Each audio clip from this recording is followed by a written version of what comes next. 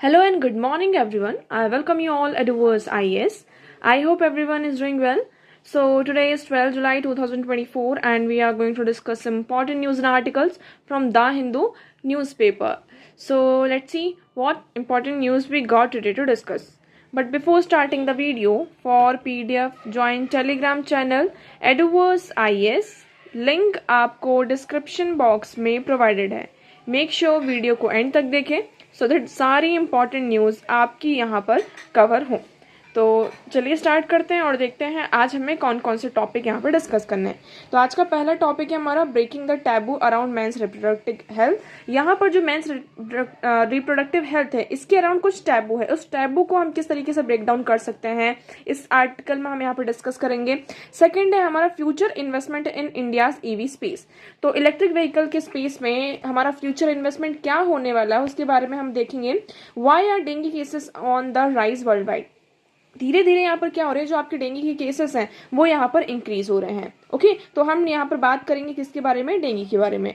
Fourth है हमारा India host BIMSTEC foreign ministers amid raising Myanmar crisis. Myanmar में जो क्राइसिस है उसके बाद भी अभी क्या हुआ है, बिम्स्टेक की यहाँ पर फॉरेन मिनिस्टर्स मीटिंग यहाँ पर होस्ट की गई है इंडिया के द्वारा.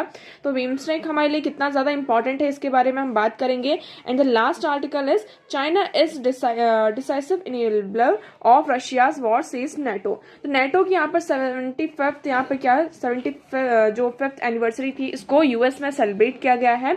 और इसमें यहाँ पर बातचीत की जा रही है किसके बारे में, चाइना के बारे में. ठीक है, कि चाइना किस तरीके से डिसाइसिव एनेबलर की तरह यहाँ पर काम कर रहा है. चलिए आगे बढ़ते. फ्रंट पेज पर ऐसी कोई न्यूज नहीं, बस आपके लिए थोड़े से ये अपडेट है कि NEET counselling from July 3rd week says government. तो यहाँ पर अभी जो सुप्रीम कोर्ट ने जो नीट का ये पूरा केस था उसको अभी इसकी हियरिंग कब के लिए यहाँ पर कर दी है, डेफर कर दी 18 जुलाई के लिए. तो इसके चलते यहाँ पर गवर्नमेंट ने ये कहा, यूनियन गवर्नमेंट की इसकी जो नीट की काउंसलिंग है वो जुलाई के 3rd वीक से क्या हो जाएगी, आपकी स्टार्ट हो जाएगी. फर्दर इसमें देखेंगे. और उसके साथ सीबीआई ने यहाँ पे जिन्होंने पेपर लीक किया था उनको यहाँ पर अरेस्ट कर लिया है. ठीक है, चलिए आगे बढ़ते हैं. देखिए एडिटोरियल सेक्शन में आज ये जो कुछ आर्टिकल्स हैं, देखिए हमने मेंटेनेंस वाली बात कल ही की थी तो ये फिर से वही आर्टिकल यहाँ पर आ गया है. अगर आप लोगों ने कल का वीडियो नहीं देखा है तो कल का वीडियो जाके आप पूरा डिटेल में देख सकते हैं, जहां पर हमने बात की थी मुस्लिम विमेंस के राइट टू मेंटेनेंस की. ओके, उसके बाद ये आर्टिकल भी हमारे लिए इतना ज्यादा इंपॉर्टेंट नहीं है, ये आर्टिकल हमारे लिए इंपॉर्टेंट हो जाता है. इसमें हम बात कर रहे हैं किसकी, breaking the taboo around men's reproductive health. Okay, 11 जुलाई को हमने सेलिब्रेट किया world population day. World population day we celebrated on 11 July. Okay, हम यहाँ पर वेरियस जो चैलेंजेस हैं, ग्लोबल जो पॉपुलेशन डायनामिक्स है वो चेंज हो रहा है, कहीं पर ज्यादा पॉपुलेशन कहीं पर कम. लेकिन हमें एक चीज इसको हम बहुत ज्यादा निग्लेक्ट कर देते हैं और एक्चुअली यहाँ पर एक टैबू की तरह भी सामने निकल कर आ जाता है कि अगर प्रॉब्लम रिप्रोडक्टिव प्रॉब्लम होती है, फॉर एग्जाम्पल कोई कपल है यहाँ पर, तो अगर उन कपल को बच्चा नहीं हो रहा है तो इसमें गलती किसकी मानी जाती है. नॉर्मली अगर आप जनरली यहाँ पर देखेंगे, इंडिया में हम बात करते हैं इंडिया की और अदर कंट्रीज की भी, तो जनरली यहाँ पर माना जाता है कि जो वुमेन है उस पर कोई ना कोई प्रॉब्लम है ना. वुमेन में यहाँ पर क्या है, आपकी कोई ना कोई प्रॉब्लम है जिसकी वजह से यहाँ पर बच्चा नहीं हो रहा है. लेकिन यहाँ पर जो आदमी होता है, मेल होता है, उस पर कोई फोकस नहीं करता, इतना ध्यान नहीं देता है. ऑल्दो अब धीरे धीरे यहाँ पर चीजें चेंज हो रही हैं. दोनों यहाँ पर कपल्स क्या है, प्रॉपरली यहाँ पे कंट्रीब्यूट करते हैं. अगर यहाँ पर दो चीजें होती है, आपका एक एग होता है, स्पर्म होता है. अगर स्पर्म यहाँ पर प्रॉपरली नहीं है ना, स्पर्म का काउंट कम हो रहा है, ये बहुत सारी चीजें हो जाती है जिसकी वजह से क्या होता है, एग फर्टिलाइज नहीं होता है. सो इस आर्टिकल में यही कहा जा रहा है कि ये जो टैबू है मेंस रिप्रोडक्टिव हेल्थ के अराउंड, इसे अब तोड़ने का टाइम आ चुका है ना. क्योंकि ऐसा नहीं है कि अगर कपल्स को बच्चे नहीं हो रहे तो इसमें सिर्फ औरत की गलती है, कि मतलब औरत के रिप्रोडक्टिव हेल्थ में यहाँ पर कोई प्रॉब्लम है. मेंस के भी रिप्रोडक्टिव हेल्थ में जो सिस्टम है उसमें भी प्रॉब्लम हो सकती है. So here you will see that as we grapple with the multi-faceted challenges of global population dynamics, it is crucial to turn the spotlight on a subject often overshadowed in discussion on the reproductive health, male infertility. यहाँ पर जो male infertility है, ये जो topic है ना, ये जो पॉइंट है, इसको हमेशा ओवरशैडो किया जाता है. तो अब हमें इसमें क्या करना होगा, इस चीज को स्पॉटलाइट करना होगा. देखिए आज का हमारा लाइफस्टाइल चेंज हो रहा है, हम देखिए किस तरीके से ये कंट्रीब्यूट करता है. आप यहाँ पर देखेंगे, ज्यादा इन्वॉल्व होने की जरूरत नहीं है, बस आपको इसका जो समरी है, मेन क्रक्स है, उस पर इन्वॉल्व हो रही है पहला, यहाँ पर लाइफस्टाइल हमारी पूरी तरीके से क्या हो रही है, चेंज हो रही है। हमारी जो डाइट है वो बहुत ज़्यादा चेंज हो रही है, चाहे हम विमेन की बात करें या मेन की बात करें, दोनों में आप देखेंगे। तो अभी हम किसके बारे में बात करें, यहाँ पे मेल की बात कर रहे हैं। सो मेल में हम देखेंगे लाइफस्टाइल चेंज हो रही है, डाइट हमारा चेंज हो रहा है, एल्कोहल का कंजप्शन, जो एल्कोहल है, सिगरेट है, इन सब का जो कंजप्शन है कितना ज़्यादा, हम यहाँ पे मतलब डूड बनने के लिए लाइक एज अ फैशन के तौर पर भी क्या करते हैं, इसका कंजप्शन ज़्यादा से ज़्यादा करने लगते हैं, और धीरे धीरे फिर क्या हो जाता है कि हम एडिक्टेड हो जाते हैं। ओके, ये हो गया। फोर्थ हम बात करते हैं, हम पूरा दिन हमारा वर्क सिस्टम ऐसा हो चुका है कि हम पूरा दिन लैपटॉप और मोबाइल के सामने बैठे रहते हैं, है ना। हम यहाँ पे एक्सरसाइज, योगा वगैरह इन सारी चीज़ों पर बिल्कुल भी फोकस नहीं करते हैं, ठीक है। जिसकी वजह से क्या होता है, जिसकी वजह से क्या होता है, यहाँ पर एब्सेंस ऑफ स्पर्म होता है। क्या होता है, एब्सेंस ऑफ स्पर्म। जो स्पर्म का काउंट होता है, जितना यहाँ पर स्पर्म होना चाहिए सीमेन में, उतना यहाँ पर नहीं होता है। तो एब्सेंस ऑफ स्पर्म हो गया पहली चीज, तो ये इनफर्टिलिटी का कारण है। सेकंड, यहाँ पर जो लो स्पर्म काउंट। थर्ड, यहाँ पर बात करते हैं लो स्पर्म मोटिलिटी। जो मोटिलिटी होता है वो भी क्या होता है, बहुत ज़्यादा कम होता है। तो इन सारी चीज़ों की वजह से क्या होता है, इनफर्टिलिटी लीड करती है। इनफर्टिलिटी मीन्स कि जो स्पर्म काउंट ही कम है, तो जब वो वुमेन की बॉडी में जाता है ना, तो वो एग को कैसे फर्टिलाइज करेगा। अब आपको ये पूरी प्रोसेस तो यहाँ पर पता होगी, आप लोगों ने 8-9 क्लास में ये किस तरीके से फर्टिलाइजेशन वर्क करता है, ये आपने आई होप यहाँ पर पढ़ा होगा। 8th क्लास का ये पूरा चैप्टर है, रिप्रोडक्शन। ओके, तो ये कुछ सब्जेक्ट है जिन्हें हमें समझना होगा। अब इसको हम चेंज कैसे कर सकते हैं, तो देखिए हमें यहाँ पर ध्यान देना होगा कि अगर कुछ ऐसी प्रॉब्लम आती है, तो सबसे पहले स्पेशली थर्ड एक पॉइंट और आप यहाँ पर ऐड कर सकते हैं कि जो लेट मैरिजेस हो रहे हैं, है ना, लेट मैरिजेस के कारण भी क्या होता है, ये सबसे बड़ा चैलेंज होता है। धीरे धीरे जो स्पर्म काउंट होता है मेल में, वो कम होने लगता है, ठीक है। आई होप इतना क्लियर होगा। तो इसका मेन आप सॉल्यूशन क्या लेकर आ सकते हैं, सॉल्यूशन यही है कि हमें हमारी लाइफस्टाइल चेंज करनी होगी। हमें एक प्रोएक्टिवली हमें एक अपनी जो लाइफस्टाइल प्रैक्टिसेस है उसको अडॉप्ट करना होगा।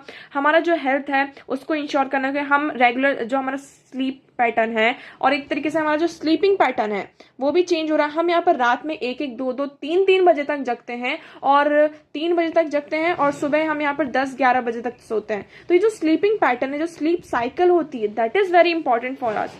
चाहे आप एक स्टूडेंट हो या फिर कोई भी कपल हो, कोई भी वर्किंग मैन हो, वुमेन है, कोई भी है, हमारी स्लीप साइकिल डिस्टर्ब नहीं होना चाहिए, क्योंकि हमारी बॉडी इस तरीके से डिजाइन है कि अगर ये स्लीप साइकिल डिस्टर्ब होती है तो ये कहीं ना कहीं हमारी बॉडी में यहाँ पे डिस्ट्रप्शन को लीड करती है। ओके, सो ये जो स्लीप साइकिल है, हमारी जो ईटिंग हैबिट है, it is also changing.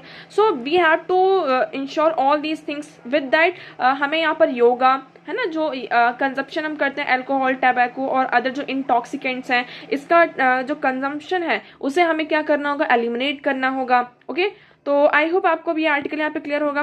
Treatment option भी यहाँ पर अवेलेबल है, ऐसा नहीं कि ठीक है कुछ प्रॉब्लम हो रही है तो हमारे पास ट्रीटमेंट नहीं। We also have some treatment like lifestyle intervention play a critical preventative role. हाँ, लाइफस्टाइल में अगर आप चेंज कर रहे हैं, that is very preventative role होगा आपके लिए। उसके साथ साथ आपके पास यहाँ पे वेरियस ट्रीटमेंट्स अवेलेबल हैं, जिससे कि हम क्या कर सकते हैं, इनफर्टिलिटी को ग्रैपल किया जा सकता है। फॉर एग्जाम्पल, यहाँ पर अगर एब्सेंस ऑफ स्पर्म होता है, मतलब कि सीमन में आपका स्पर्म ज्यादा नहीं है, काउंट एक होता है कि आपका स्पर्म का जो काउंट है वो कम होता है, लेकिन क्या होता है कई बार सीमन में स्पर्म होता ही नहीं है ना, तो किस तरीके से यहाँ पे फर्टिलाइजेशन होगा। तो इसके लिए यहाँ पे साइटोप्लाज्मिक स्पर्म इंजेक्शन ये एक ट्रीटमेंट होता है ना, इसको करवाया जा सकता है।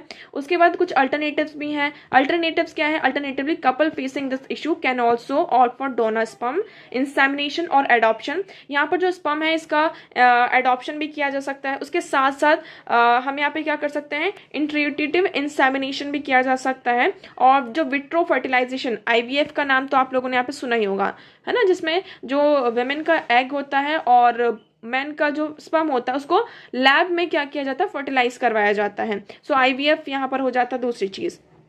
तो ये कुछ हमारे पास क्या है, सॉल्यूशन है, ट्रीटमेंट है, जिसके तहत जो इनफर्टिलिटी को लीड करते हैं उसको हम क्या कर सकते हैं, ट्रीट कर सकते हैं। I hope this article is clear to you. Okay, now next article हम बात करते हैं, ये हमारे लिए ज्यादा इंपॉर्टेंट है, future investment in India's EV space. Electric vehicle, अब देखिए हम इलेक्ट्रिक व्हीकल पर इतना ज़्यादा फोकस क्यों कर रहे हैं, इतना ज़्यादा फोकस इसलिए कर रहे हैं क्योंकि क्या हो रहा है, ग्लोबल वार्मिंग हो रही है। ग्लोबल वार्मिंग क्यों हो रही है, ग्लोबल वार्मिंग का एक रीज़न है कार्बन का ज़्यादा एमिशन होना, कार्बन का एमिशन ज़्यादा हो रहा है जिसकी वजह से ग्लोबल वार्मिंग हो रही है। और हमें इसके जो एडवर्स इम्पैक्ट हैं उनसे हम डील कर रहे हैं, ऑलरेडी हमने डील करना स्टार्ट कर चुके हैं। हमारा जो अर्थ का टेम्परेचर है वो कितना ज़्यादा, आप लोगों ने इस साल का जो समर था उसमें देखा होगा कि हमारा टेम्परेचर यहाँ पे 47 डिग्री सेल्सियस तक पहुंच चुका है। ठीक है, अब देखिए 47 डिग्री मतलब वाटर जो होता है आपका 100 डिग्री सेल्सियस में बॉईल होता है, हम इसके हाफ में पहुंच चुके हैं। तो आप समझ सकते हैं किस तरीके के यहाँ पर हमें चैलेंजेस फेस करने पड़ सकते हैं। तो हमने बोला कि हम क्या करेंगे, इसके अल्टरनेटिव्स लेकर आते हैं। तो इसमें हम एक हमारा क्या जाता है, इलेक्ट्रिक व्हीकल। ठीक है, अब हम बात कर रहे हैं इंडिया की। इंडिया में ये कहा जा रहा है कि इंडिया क्या आपकी 3rd लार्जेस्ट ऑटोमोटिव मार्केट है। इंडिया क्या है, ये पॉलिसी में एक डॉक्यूमेंट मतलब कि हमारे सामने डॉक्यूमेंटेड है कि India is a 3rd largest market है, आपका ऑटोमोटिव मार्केट है। ठीक है, अब हम इलेक्ट्रिक व्हीकल्स की तरफ जा रहे हैं, बट इसमें क्या हो रहा है, उसके साथ साथ मार्च में क्या हुआ था, according to media report the government is looking for expand the scope of its electric vehicle policy. यहाँ पर गवर्नमेंट क्या चाहती है कि उनकी जो इलेक्ट्रिक व्हीकल पॉलिसी इसका स्कोप को क्या किया जाए, एक्सपेंड किया जाए। इसमें हम इंडिया के जो इन्वेस्टर्स है ठीक है, बट साथ साथ हम जो फॉरेन इन्वेस्टर्स हैं उनको और ज़्यादा यहाँ पर इन्वॉल्व किया जाए। So this means that the policy that endeavors to prompt global players to localize production and invest in the domestic ecosystem। तो हम यहाँ पर क्या चाहते हैं कि जो ग्लोबल प्लेयर्स हैं वो लोकलाइज प्रोडक्शन यहाँ पर करें और जो हमारा डोमेस्टिक इकोसिस्टम है यहाँ पर इन्वेस्ट करें। लोकलाइज प्रोडक्शन मीन्स मतलब वो इंडिया में आकर यहाँ पर क्या करें, प्रोडक्शन करें। अब उनकी तरफ से एक आर्ग्यूमेंट ये भी आ जाता है कि हम इंडिया में आके क्यों प्रोडक्शन करें, हमने जो इलेक्ट्रिक व्हीकल्स यहाँ पर बनाए हैं हम वही यहाँ पर आपको इम्पोर्ट कर देते हैं, दे देते हैं। तो उनका कहना ठीक है, गवर्नमेंट ने कहा कि ठीक है आप ऐसा कर सकते हैं, लेकिन एक कैप लगा के रखा कि नहीं आप इससे ज़्यादा यहाँ पर अपने इलेक्ट्रिक व्हीकल्स नहीं ला सकते हैं। ठीक है, क्योंकि क्या होगा अगर हम यहाँ पे इंपोर्ट ही करते रहेंगे तो हम अपना खुद का कब प्रोड्यूस करेंगे, that is also one of the thing here. तो यहाँ पर ये कहा जा रहा है कि हम क्या कर सकते हैं कि ये जो हमारे जो ग्लोबल प्लेयर्स हैं तो लोकलाइज प्रोडक्शन यहाँ पे और ज़्यादा हो, इस चीज़ को हमें क्या करना होगा, बढ़ाना होगा। सो पॉलिसी ये मार्च में अनाउंस की गई थी।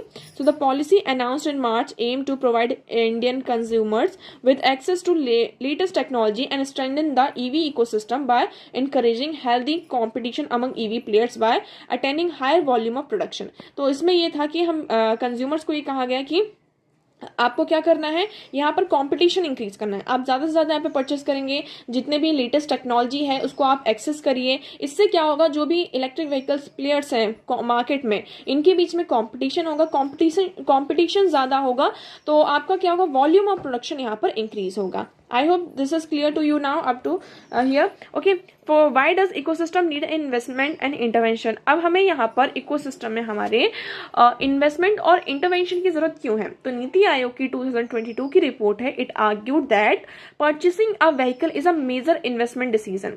अगर हम कहीं और से क्या करते हैं, इलेक्ट्रिक व्हीकल को परचेस करते हैं तो ये हमारे लिए बहुत बड़ा इन्वेस्टमेंट होगा for the most of the Indians. अगर देखिए कोई चीज़ हमारे फॉर एग्जांपल हमारे इंडिया में कोई डोमेस्टिकली यहाँ पर क्या हो रहा है, मैन्युफैक्चरिंग हो रही, तो उसे परचेस करने में हम एक बार इतना ज़्यादा नहीं सोचेंगे। लेकिन अगर वही चीज़ हम यूएस से मंगा रहे हैं, है ना, रशिया से मंगा रहे हैं, किसी और कंट्री से यहाँ पर मंगा रहे हैं, तो एक तरीके से वो हमारे लिए बहुत बड़ा एक मेजर डिसीजन होगा कि हमें ऐसा करना चाहिए या नहीं करना चाहिए। So thus it is essential to ensure valuable economic for owing as well as maintaining and running the same a total cost of ownership. ठीक है, इसलिए हमें यहाँ पर क्या करना होगा, यहाँ पर इन्वेस्टमेंट पर ज़्यादा से ज़्यादा फोकस करना होगा। ओके, ऐसा नहीं है कि सिर्फ हम और भी चीज़ें हैं। अब देखिए इलेक्ट्रिक व्हीकल्स आएंगे तो उसके साथ साथ जो चार्जिंग स्टेशन है उस पर भी फोकस करना होगा, क्योंकि क्या होता है कि कई बार कुछ अलग अलग कंपनीज के जो चार्जिंग पॉइंट्स होते हैं वो अलग अलग होते हैं। अब फॉर एग्जांपल आपके पास कुछ ये XYZ की ये कार है, जो भी है वो इलेक्ट्रिक व्हीकल है, और यहाँ पे एक हो गया ABC हुआ, ठीक है, लेकिन दोनों के जो चार्जिंग पॉइंट अलग हैं। अब क्या हम सबके लिए अलग अलग चार्जिंग स्टेशन, तो यहाँ पर यूनिवर्सल चार्जिंग स्टेशन की भी बात की गई, चार्जिंग पॉइंट्स की भी बात की, ये किसी भी कंपनी की हो, कैसा भी यहाँ पे उसका मॉडल हो, वो क्या कर सके, एक पॉइंट से उसका चार्ज हो सके, है ना। तो ये भी हमारे लिए ये है। साथ साथ यहाँ पे जो बैटरी का यूज़ है उसकी डिमांड भी, अगर हम बात करते हैं यूरोप और US की भी बात करते हैं, तो 20 से लेकर 30% तक जो उनकी डिमांड होती है EV बैटरीज की, वो इम्पोर्ट्स के थ्रू यहाँ पर क्या होती है, मीट होती है। तो हमारे पास ठीक है, हम कह सकते हैं रिसोर्सेस हैं कि हम क्या कर सकते हैं, बना सकते हैं इलेक्ट्रिक व्हीकल्स, लेकिन मतलब बैटरीज वगैरह, लेकिन अभी भी जो लिथियम आयन बैटरीज, ये सारी चीज़ें ज़्यादा से ज़्यादा हम ये कहाँ से इंपोर्ट करते हैं, चाइना से इंपोर्ट करते हैं। तो अभी बहुत सारी चीज़ें हैं, बट स्टिल हमें अब क्या करना होगा, हमारा जो फ्यूचर इन्वेस्टमेंट है उस पर फोकस करना होगा। नेक्स्ट आर्टिकल है हमारा, why are dengue cases on the rise world wide. अब यहाँ पर क्या हो रहा है, डेंगू के केसेस बहुत ज़्यादा इंक्रीज हो रहे हैं, ठीक है। So dengue cases have surged in India with Karnataka, Kerala, Tamil Nadu seeing significant increase. यहाँ पर जो कर्नाटक, केरल और तमिलनाडु है, यहाँ पर सबसे ज्यादा हमें केसेस यहाँ पर दिखाई दे रहे हैं। अब तक ये इंडिया में रिकॉर्ड हुआ है 19,447 केसेस अब तक मतलब मिल चुके हैं, उसमें से 16 डेथ भी हो चुके हैं। ये आपका रिकॉर्ड है अप्रैल का, ठीक है। Kerala, Tamil Nadu leading two numbers, Karnataka initially reporting, यहाँ पे नंबर्स दिया गया है। और अभी न्यू केसेस 293 यहाँ पर हमें न्यू केसेस भी मिले हैं। अब डेंगू ये हमारे लिए इतना ज्यादा मतलब कि क्यों हमारे लिए सामने, इवन इन WHO के अकॉर्डिंग ये कहा गया है, according to the world health organization as of April 30 over 7.6 million cases of dengue were reported in 2024। 30 अप्रैल तक, है ना, 30 अप्रैल तक की हम बात कर रहे हैं। यहाँ पर हमें 2024 में 7.6 मिलियन केसेस यहाँ पर मिले, किसके, डेंगू, ठीक है। So this include 3.4 million confirm cases and 1600 severe cases and over 3000 death यहाँ पर अब तक हो चुकी है ओवर द 19 कंट्रीज। ये हम 90 कंट्रीज की यहाँ पर बात की गई कि 90 कंट्रीज में हमें इतने केसेस देखने को मिले हैं। इतना आपको क्लियर हुआ। अब ये जो मतलब डेंगू है, इसका अभी तक कोई वैक्सीन नहीं है, आपको ये भी बता दिया जाए, इसकी कोई वैक्सीन नहीं है। हमने इतने सारे केसेस देखे, सारी चीजें देखी, लेकिन इसकी कोई वैक्सीन नहीं है। क्यों नहीं है, इसका क्या मेन रीजन है? तो सबसे ज्यादा क्या हो जाता है, ये ट्रॉपिकल डिसीज है, ट्रॉपिकल रीजन में होने वाली डिसीज है, तो इसको क्या कर दिया जाता है, इग्नोर कर दिया जाता है। इग्नोर कैसे किया जाता है, लाइक यहाँ पर जो वैक्सीन बनाने वाली कंपनीज होती हैं, फार्मास्यूटिकल सेक्टर्स होते हैं, वो ये सोचते हैं कि ये इसमें इतने ज्यादा केसेस तो है नहीं, तो इसमें हमें फायदा नहीं होगा, प्रॉफिट नहीं होगा। आप यहाँ पर कोविड का एग्जाम्पल लीजिए। कोविड की वैक्सीन यहाँ पे इतनी जल्दी वेस्टर्न कंट्रीज के द्वारा भी बनाई गई और इंडिया में भी बनाई गई। इसका मेन रीजन क्यों था, क्योंकि वो पेंडेमिक की तरह उसने क्या किया, पूरे वर्ल्ड को अफेक्ट किया। लेकिन जो ये डेंगू होता है, ये एक्चुअली क्या होता है, मेनली जहाँ का टेम्परेचर ज्यादा होता है, जिस रीजन का टेम्परेचर ज्यादा होता है, उसके कारण यहाँ पर ये जो मॉस्किटोज होते हैं वो अराइज होते हैं, और उसके कारण ये सारे, अभी हम इसके फैक्टर्स सारी चीजें पढ़ेंगे, तो ये होता है। तो ये एक तरीके से नेग्लेक्टेड डिसीज की तरह आ जाती है, जिसकी वजह से यहाँ पर इसकी अभी तक वैक्सीन यहाँ पर नहीं। Although we are working on it कि हम क्या कर सकते, क्योंकि अब क्या हो रहा है, धीरे धीरे ग्लोबल टेम्परेचर राइज हो रहा है, तो इसका जो इफेक्ट है, ये जो केसेस है, अब हमें वेस्टर्न कंट्रीज में भी देखने को मिल रहे हैं। So dengue is an endemic is more than 100 countries in WHO regions of Africa, Americas, Eastern Mediterranean, South East Asian, Western Pacific region were most seriously affected with Asia accounting for 70%। हमारा जो Western Pacific region है, Asia की बात करते हैं, यहाँ पर 70% आपको यहाँ पर केसेस देखने को मिलते हैं, सबसे ज्यादा केसेस आपको यहाँ पर है। However it also noted that dengue is spreading in new areas in Europe and eastern Mediterranean and south America. अभी यहाँ पर न्यू केसेस आया गया है, हमारे पास रिपोर्टिंग आई है कि धीरे धीरे हमें यूरोप की कुछ एरियाज में और ईस्टर्न मेडिटेरियन और साउथ अमेरिका में भी क्या हुए हैं, इसके केसेस मिले हैं। तो धीरे धीरे क्या हो रहा है, ये स्प्रेड हो रहा। So how does dengue spread and how it treated, ये कैसे स्प्रेड होता है और कैसे आप इसको ट्रीट कर सकते हैं, अब हम इसके बारे में यहाँ पर बात करते हैं। तो देखिए, dengue is a mosquito borne tropical disease caused by dengue virus genus flavivirus transmitted by several species of female mosquito within the genus Aedes. Okay, तो यहाँ पे जो एडिस एजिप्टी है ना, ये जो मॉस्किटो होती है, फीमेल मॉस्किटो है, इसके अंदर क्या होता है, ये वायरस होस्ट करता है। मतलब होस्ट कौन करता है इस वायरस को, ये मॉस्किटो, ये आप ऐसे देख सकते हैं, ठीक है, इस तरीके का ये मॉस्किटो होती है सॉरी। तो ये इसको क्या करके रखती है, होस्ट करके रखती है। जब ये आपको डंक मारती है, काटती है, बाइट करती है, तो ये क्या होता है, आपकी बॉडी में ये वायरस आ जाता है। सो ये किसके थ्रू स्पाइट होता है, 2 मॉस्किटो है आपके, एक है Aedes aegypti and Aedes albopictus. Okay, this mosquito also transmit chikungunya, yellow fever and Zika infection को भी ये क्या करती है, आपका ट्रांसमिट करती है। ठीक है, ये आपको क्लियर हो। सिम्टम्स क्या है, आप इस पिक्चर के थ्रू देख सकते हैं। लाइक आपको क्या होता है, सडन ऑनशॉट फीवर होता है, हेडेक होता है, माउथ और नोज से ब्लीडिंग भी स्टार्ट हो जाती है, muscles and joint pain, vomiting, rashes भी होते हैं, डायरिया हो जाते हैं।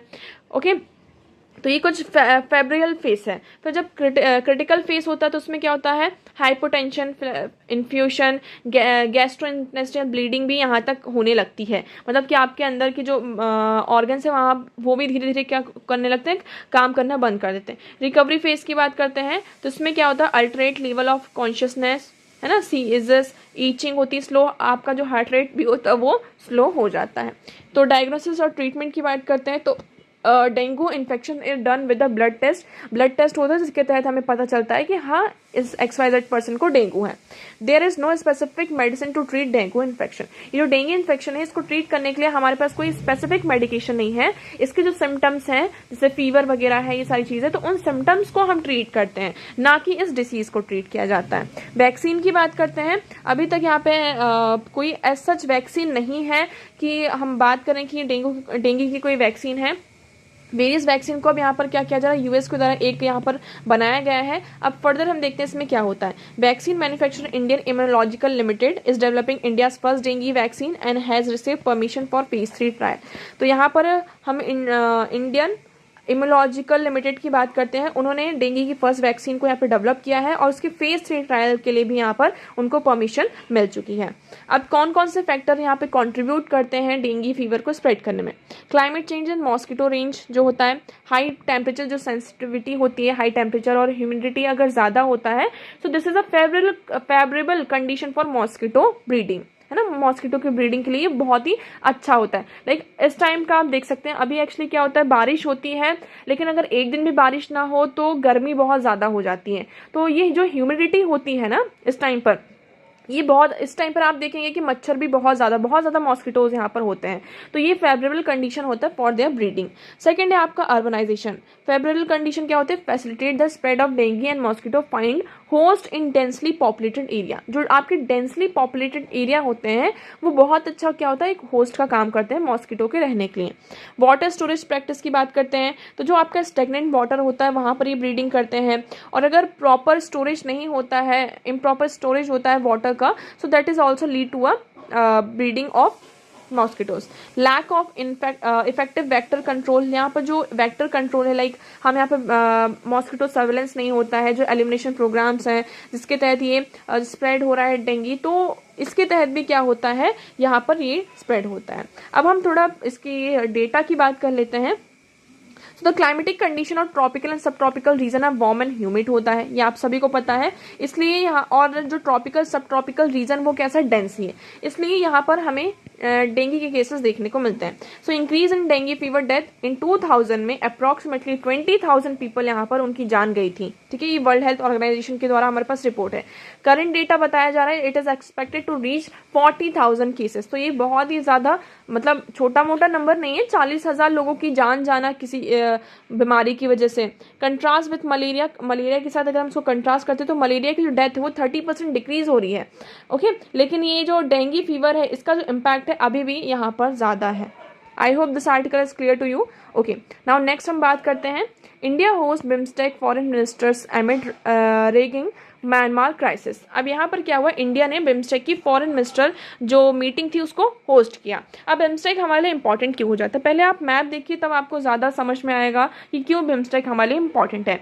इसके जो मेंबर नेशन कौन कौन से हैं, आपका Nepal, Bhutan, Bangladesh, Myanmar, Thailand and India, Sri Lanka. ये क्या है, इंडिया की नेबरिंग कंट्री से, इनके साथ हमारी एक ग्रुपिंग है जिसको हम क्या कहते हैं, बिम्स्टेक। ठीक है, आपको इतना क्लियर हुआ यहाँ पर। अब ये हमारे लिए इंपॉर्टेंट इसलिए हो जाता है क्योंकि इनके साथ हम क्या कर रहे हैं, बॉर्डर शेयर कर रहे हैं।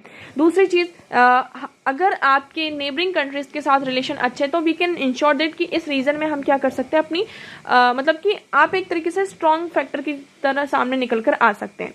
तो ये बिम्स्टेक हुआ। दूसरा हम बात करते हैं सार्क, है ना, जो आपके ये छोटे छोटे रीजनल ऑर्गेनाइजेशन होते हैं, सार्क हुआ आपका, है ना, एससीओ की बात करते हैं, इसमें क्या आपका चाइना भी आ जाता है, और इस ग्रुपिंग में बिम्स्टेक में देखेंगे आपका चाइना नहीं है। तो देखिए, अगर आप इंडिया की बात करते हैं, हमारे क्या किसी कंट्री के साथ अच्छे रिलेशन है यहाँ पर, है ना, ऐसा हम ऐसे तो नहीं मान सकते कि नेपाल के साथ कुछ ना कुछ डिस्प्यूट है, भूटान के साथ भी है, बांग्लादेश के साथ भी है, म्यांमार के साथ भी कहीं ना कहीं कुछ ना कुछ डिस्प्यूट है, चाइना के साथ। और इन रीजन में आप देखेंगे सारी कंट्रीज में चाइना की प्रेजेंस किस तरीके से यहाँ पर ग्रो हो रही है। चाइना का जो BRI प्रोजेक्ट है, इसको यहाँ पर श्रीलंका ने भी ज्वाइन किया था, नेपाल ने भी ज्वाइन किया था, म्यांमार में यहाँ पे हाईवे बिल्ड किया जा रहा है, बांग्लादेश में यहाँ पे चाइना इन्वेस्टमेंट कर रहा है, थाईलैंड में कर रहा है, भूटान में कर रहा है, नेपाल में कर रहा है, हर एक कंट्री में कर रहा है। तो चाइना की जो प्रेजेंस है इस रीजन में और ज्यादा यहाँ पर क्या हो रही है, ग्रो हो रही है। इसलिए इस रीजन में आपकी जो यहाँ पर एक्ट ईस्ट पॉलिसी है ना, जिस पर हम मेनली क्या कर रहे हैं, हमारा जो ईस्टर्न साइड में जो कंट्रीज है इन पर हमें क्या करना है, फोकस करना है। सो बिम्स्टेक की अभी मिनिस्टर मीटिंग हुई है। अभी बिम्स्टेक के बारे में देख लेते हैं, ये क्या है, बे ऑफ बंगाल, इसका फुल फॉर्म क्या है, Bay of Bengal initiative for multi sectoral technical and economic corporation.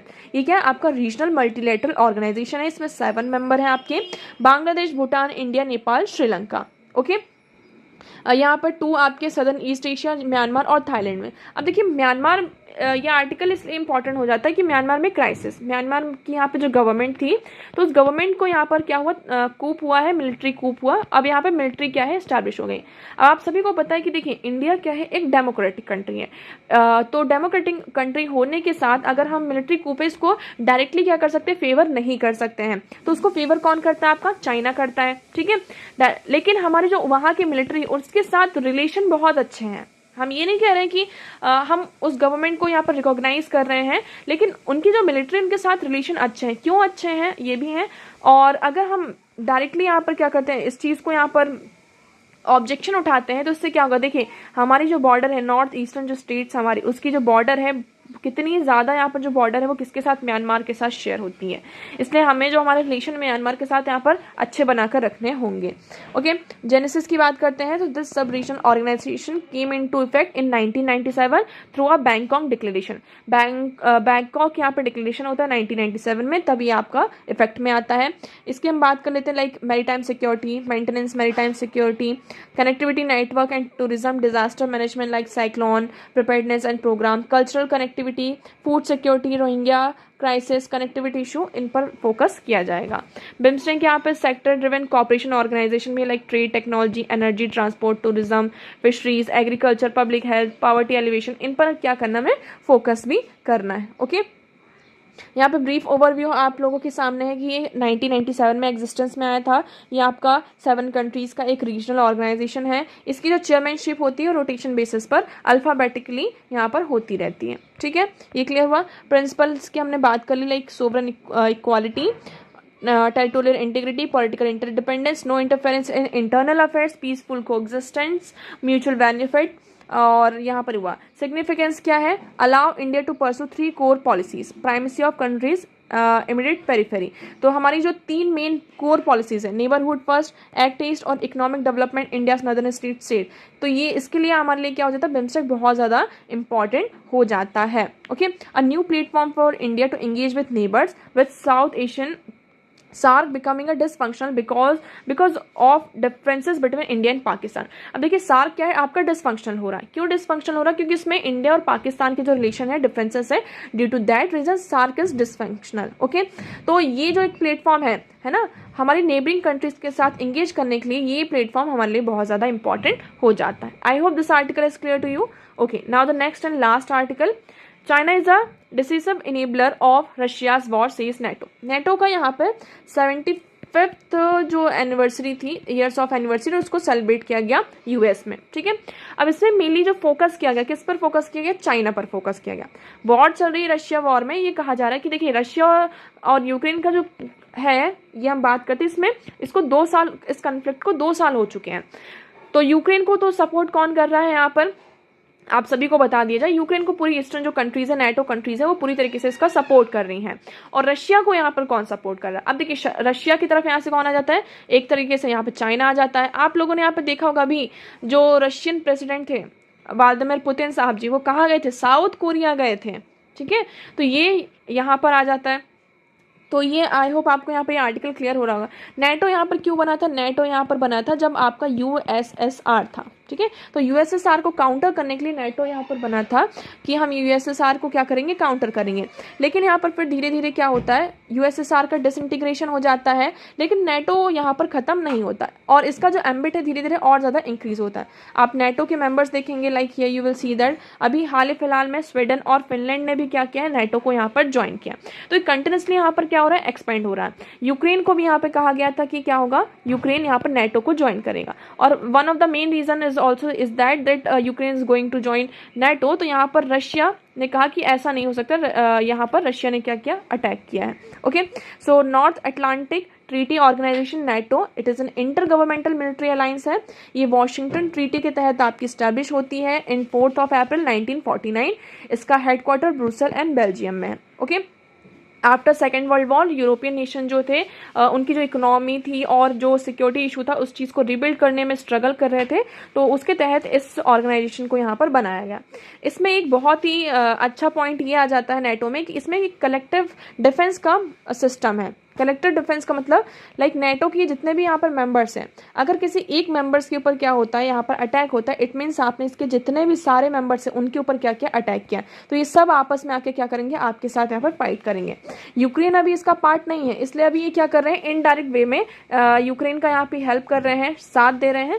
But अगर नेटो के किसी मेंबर का यहाँ पर क्या होता है, उनके साथ यहाँ पर मतलब वॉर जैसी कोई सिचुएशन आती है, तो सारी कंट्रीज क्या है, मतलब कि आपने सारी कंट्रीज के ऊपर क्या किया, अटैक किया। तो ये इनका एक कलेक्टिव डिफेंस का मैकेनिज्म है। कंपोजिशन की बात करते हैं, लाइक अपार्ट फ्रॉम पहले स्टार्टिंग में इसमें 12 मेंबर्स थे, धीरे धीरे इसका जो एम्बिट है वो बढ़ाया गया। लाइक टर्की ने इसे 1952 में ज्वाइन किया, जर्मनी ने 1955 में, स्पेन ने 1982 में, अभी हाल ही फिलहाल में फिनलैंड ने 2023 में और स्वीडन ने 2024 में नेटो को ज्वाइन किया है।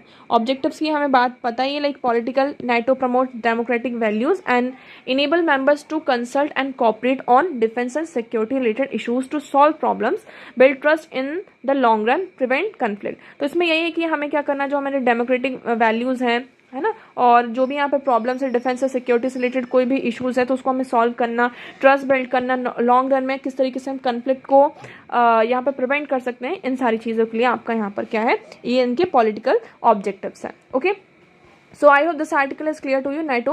so this was the last article of the day. I hope आपको यहाँ पे ये आर्टिकल क्लियर होगा। so आज के लिए इतना ही। I hope आपको सारी चीज़ें क्लियर होंगी, बट स्टिल अगर कोई डाउट लगता है तो you can ask in comment section. Video कैसा लगा एक बार कमेंट सेक्शन में एक कमेंट जरूर आप लीव करिएगा, सो दैट इससे क्या होगा, हमारा भी मोटिवेशन बना रहता है। तो अगर वीडियो पसंद आया हो तो उसे लाइक करना, चैनल को सब्सक्राइब एंड शेयर करना, कमेंट करना ना भूलें। सो आज के लिए इतना ही। Thank you so much for discussion.